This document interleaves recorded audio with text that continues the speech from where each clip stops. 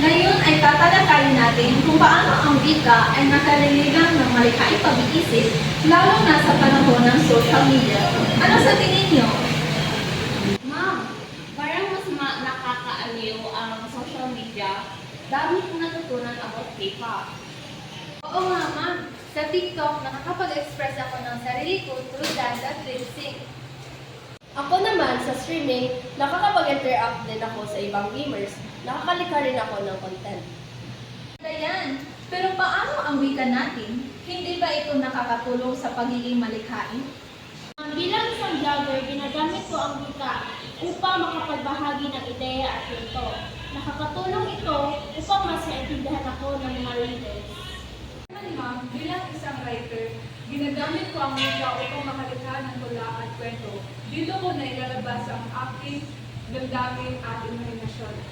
Ginagamit ko ang wika para magbigay ng konteksto sa aking mga likha.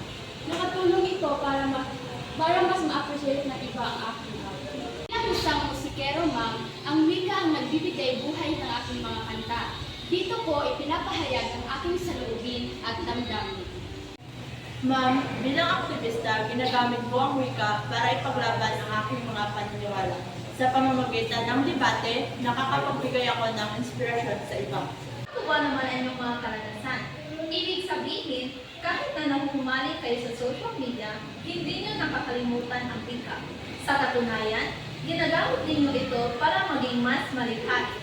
Ma'am, kahit sa paggawa ng fanfiction about K-pop, ginagamit ko rin ang wika. Caption sa TikTok, kinakailangan ko rin maging mas creative upang mas marami ang manonood. Ma'am, ako rin. Sa pagko-comment ng ibang streamers, kailangan ko rin gumamit ng ibang wika para makipag-interact. Kaya tandaan ninyo, ang wika ay isang napakalaking regalo. Gamitin ito ng masko at responsable, lalo na sa panahon ng social media. Opo, ma'am!